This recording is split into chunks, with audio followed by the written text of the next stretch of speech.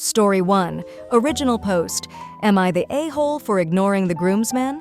This happened at a wedding I was a bridesmaid at a few weeks ago. I, 35 female, have never been married, no kids, and more than likely will be the last of my friend group to get married. I've been a bridesmaid too many times to count. Almost always, I get paired off with another single guy. My family and friends treat this as an attempt to hook me up with other single guy. They think it will be so romantic if we tell our grandkids who we met at a wedding. I've never been interested in these guys. At the last wedding I was at, I was paired off with the groom's 42-year-old stepbrother. Off the bat, I wasn't interested in Dave. If I were to see his profile on a dating app, I would immediately swipe left. Back to this wedding. I get through the ceremony and am now at the reception. I run into some old friends haven't seen in a long time and didn't know they would be in town. So we spent the night together, catching up and covertly watching a Vegas Golden Night game someone was streaming on their phone. The bride came up to me and asked if I wanted to sit with Dave. He was alone at a table and wanted to get to know me better. I told her, sorry, I wasn't interested, and went back to talking with my friends. If Dave wanted to talk to me, well, he's a grown man and can do it himself. I spend the night hanging out with my friends, having a great time, and didn't think much of it until a few weeks later. I see the bride at a party and she doesn't even greet me. She just tells me that I was a B for ignoring Dave. Apparently, he thought I was cute and wanted to get to know me better. He just couldn't, because he struggles with social cues. At least I could have just saw with him for a few minutes and be nice to him. First off, I am sick of being nice just to make a man happy. I told her that I was just there to be a bridesmaid, not to be a minder for a middle-aged man. She still called me out for being a rude, stuck-up B. Was I the a-hole? Or was the bride being out of line? One more thing. A few months before the wedding, I started to see a guy I met at a conference. I never told anyone because I wasn't sure if the relationship would last at the time. I don't plan on telling anyone until we hit a milestone because there would be some pushback. It's an international long-distance relationship. Even if I was single, I'm still not interested in Dave. Now for the comments. Indeed, you were not, nor should have been, a minder for a middle-aged man. If Dave thought you were cute and wanted to spend time with you, he could have opened his mouth and said so. Imagine if you ended up dating or marrying Dave, then you could be his social coordinator and handholder, possibly for the rest of your life. Doesn't that sound like a plan? If you had been told being a date with Dave was the bride's expectation of you as a member of the bridal party, you could have saved yourself some money and time and excused yourself from the whole event. Not the a-hole. If I had known I would have to babysit an underemployed 42-year-old man who is twice my size, I would have dropped out of bridesmaid detail and then retire from the position. Not the a-hole, but the bride certainly is. You are not an escort meant to keep him company. Tell the bride to hire him one if she is so invested in him having company. Not the a-hole. At all. This whole scenario is insane and involved zero concern for what you want. Why should you have to entertain a grown man who's in the freaking wedding party? Also, if he approached you, maybe some light small talk would be appropriate, but this scenario? Nah, not the a-hole at all. The bride sure is, though. Update. Hello. I made a post about a year ago about a wedding I was at where I ignored the groomsman who wanted to hook up with me. It didn't get much attention, but the comments were pretty life-affirming. I've been going through a pretty hard time for a few years now. It's frustrating to see your friends find that one and settle down while you're struggling to navigate your 30 alone, especially when you're from a family and a part of the country where if a woman isn't married with kids by a certain age, something must be wrong with her. My family and friends mean well, but they don't always see how their actions hurt me. Dave did try to reach out to me after the wedding, but I just blocked him. I haven't seen him since, nor do I care to know what he's up to. I stopped talking to the bride. I really didn't appreciate the name-calling or being expected to babysit a middle-aged man. Anyway, I wanted to update on this story so I can close out that part of my life. After the wedding, I just made it clear to everyone, I'm done being a bridesmaid. I am officially retired. If you're getting married, good for you. I'm not going to be a bridesmaid, not even for an all-expenses-paid bachelorette trip to Cancun. I think the fact that I was getting drunk and watching a hockey game with friends at the reception said it all. I'm just burned out from going to too many weddings. That retirement became official over the summer. I had mentioned that I was in a long-distance relationship.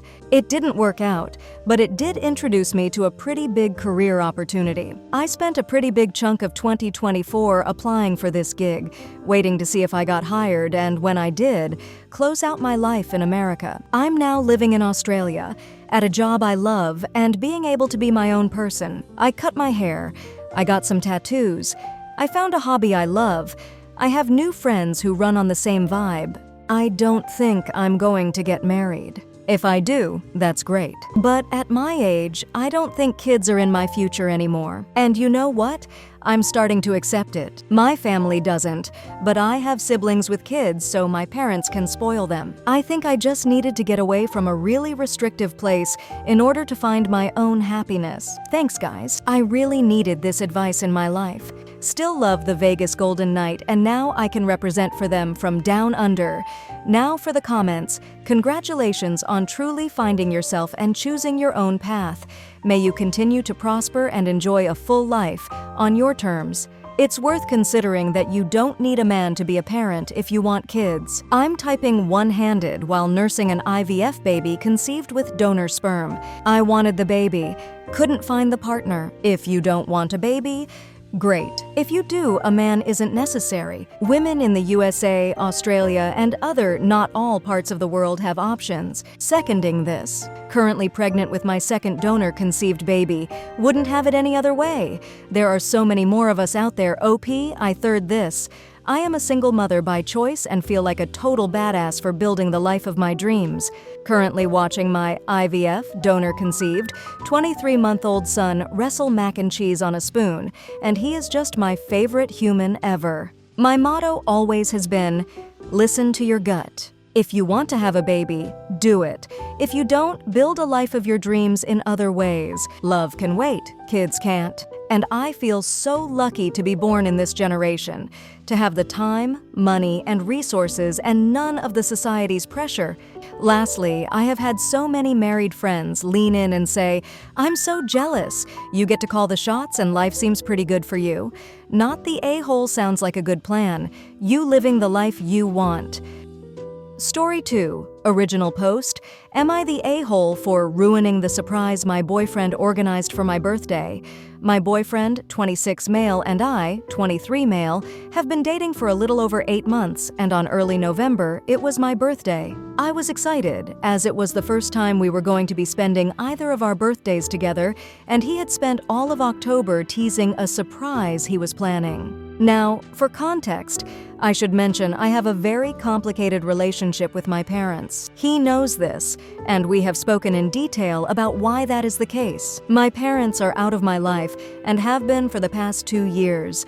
He knows all this. Because of my relationship with my parents, for the last couple of years, I spent my birthday with my best friend, who I consider family. So when my boyfriend let it slip on my birthday that the surprise he had planned was a family dinner, I had sort of assumed it meant my sister and her husband, and my friend and her partner. I was wrong. The surprise he had planned was flying in my parents from a whole different city. I was confused as to why he would bring them, but I might have overreacted. I don't think I even stayed there for more than 30 minutes before I walked out of the restaurant and drove home. I don't really remember much of it. I just couldn't sit there and listen to my parents belittle me while my boyfriend was sitting there. The next day, my boyfriend showed up to my place. I knew we were going to talk about the previous day, but I guess I was expecting him to apologize. He didn't. Instead, he got angry at me for ruining the surprise he had been planning for a long time, and he said he just wanted to give me a chance to have a normal relationship with my parents. I understand where he is coming from, I guess, but I really didn't appreciate the way he went about it. I told him this, and he wasn't really receptive. He just said that as my boyfriend, he had a right to want to know my parents. I can really see what he means, but I can't help to still feel like I'm owed an apology. So, am I the a-hole for ruining my birthday surprise? Now for the comments. My parents are out of my life and have been for the past 2 years. He knows all this. Instead, he got angry at me for ruining the surprise he had been planning for a long time, and he said he just wanted to give me a chance to have a normal relationship with my parents. That crap!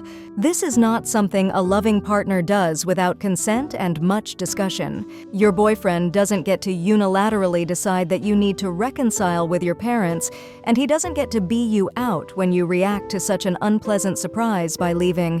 He's doing crap like this at 8 months. This will be your life.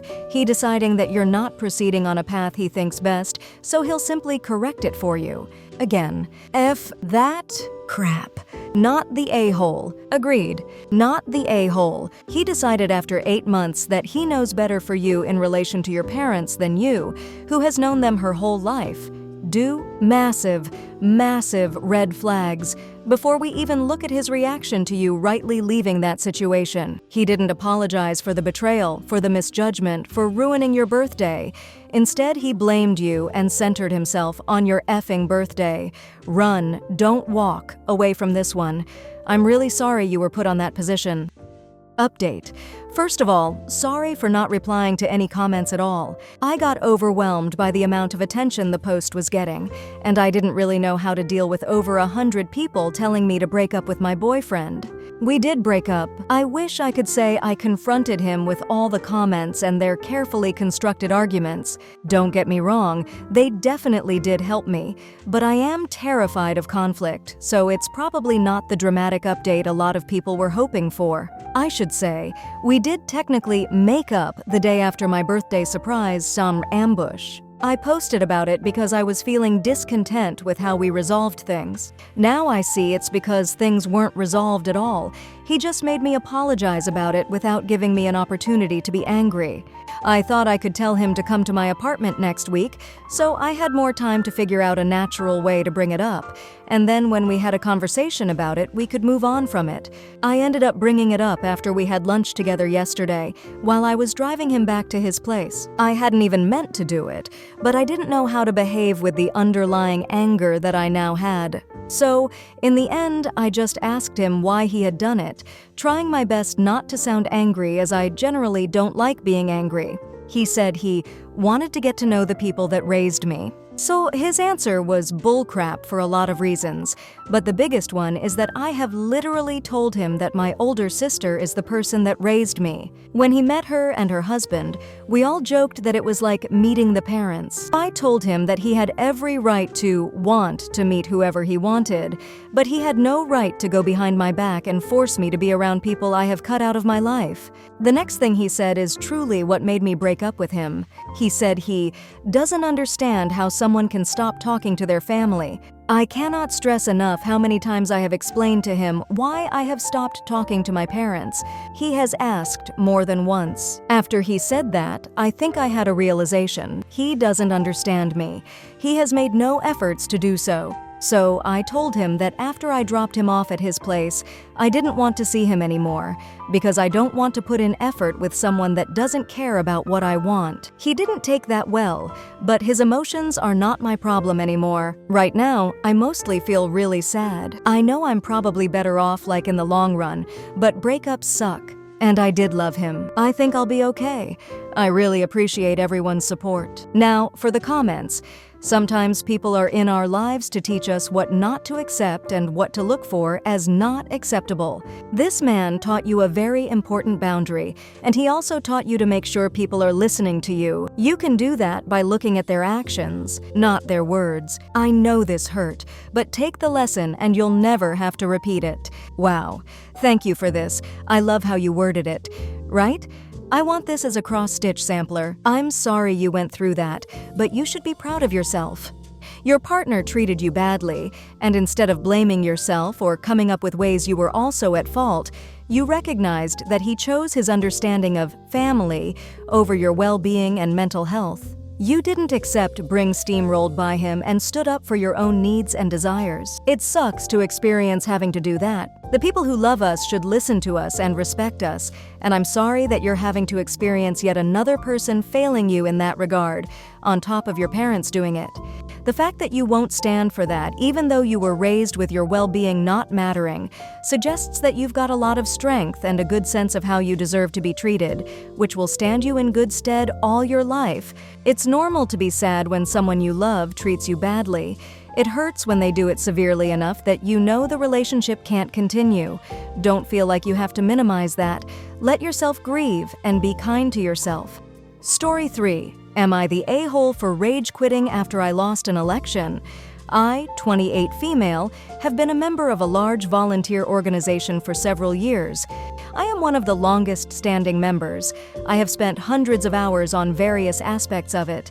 I've held small leadership positions in almost every area, and I have a large amount of experience being the president of another organization as well.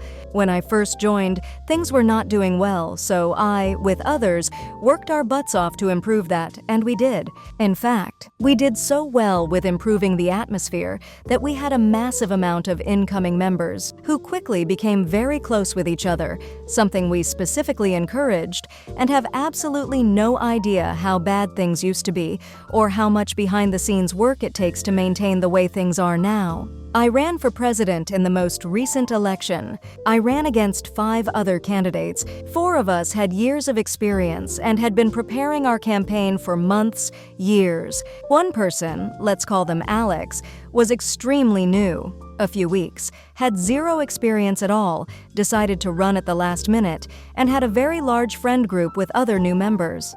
Alex was barely allowed to run due to how new they were, but made the cut by a handful of days. You can see where this is going. It was extremely close between me and Alex, and I lost by 1 vote. The rest of the elected officials were all new members, of the same friend group, also without experience. Then it was discovered that 9 to 10 votes, specifically the votes of other people in leadership positions who worked closely with me, were not counted. This was not intentional or malicious, simply a computer error. Apparently, every single one of them voted for me. I technically won. They tried to get the election results overturned because of it, but higher-ups would not allow it, because they feared it would look like favoritism. At the end of the day, I was told to keep quiet and not let anyone know about this. That brings me to my current situation. Because nobody on the new executive team has any experience, I started facing a lot of pressure to take on a lower leadership position solely to guide them and ensure our hard work doesn't go to hell. I absolutely refused. In fact, I've decided to drop all leadership roles and do absolutely nothing this year. This has led to multiple people telling me that I don't truly care about the organization, that I'll be responsible if it falls apart, etc. I feel like it's a slap in the face to expect me to do what a president does without the title to show it. Am I the a-hole for dropping all leadership positions and letting the new team do whatever the hell they want to do? Now for the comments, not the a-hole. If you do an actual handover, give them a document or spreadsheet noting what things need to be done for the position you've just vacated. Point them in the direction of where previous meeting minutes, financial details, requirements, etc. can be found. Maybe schedule of events that are typically run through the year. Then you can leave with a clear conscience. I'd recommend leaving the organization entirely and finding something else to spend your energy on. I tried, and it was actually the final straw for me. I scheduled a meeting with the new elected president to transfer all of my information to them, and they stood me up. Didn't call, didn't text. I waited 45 minutes. I reached out in an attempt to plan a different meeting with them afterwards, but they made no effort to follow through with it. I just stopped trying after that. Well, fair enough. If they don't want your help, you don't owe them. I was promised the next promotion was mine and coming soon. I had been operating in a temporary role for almost a year and had 8 years with the company. The next opening came up, and a woman that had been with the company for 2 months in another district put in a transfer and was given the role. At my location, working for my mentor, I was asked to train her. That night, I put in applications for other companies. By the end of the week, I put in my notice. Transfer girl lasted 4 months, not the a-hole. They can reap what they've sown. I personally would make it clear that all the votes were not counted. You were asked to stay quiet and asked to essentially do the work of the position behind the scenes with no recognition, editing to ad. We don't know what the organization is, but there are often several organizations to join with similar missions and several ways to be in service of that mission. Op could also start her own nonprofit, and she may find others from her past are willing to follow. Same thing happened to me. I talked with the VP of a company so much I even knew about her roommate in college. We moved to Florida for the job because all we need is the rubber stamp of approval from the big boss when he gets back from his trip. He came back with a resume of the daughter of his college buddy who had just graduated from high school but had behind-the-scenes experience as a stage manager. Compared to my 2 degrees and 20-plus years of experience, I knew there was no way the OG roadie types would stand for an inexperienced teenager being their boss. And I was right. Within 3 months, I saw ads in the trades for every single position at that company. And 3 months after that, they were out of business. Gotta love karma. Thank you for listening. If you like the video, consider like and subscribe. If you want more stories like these, turn on your notification to receive the latest stories.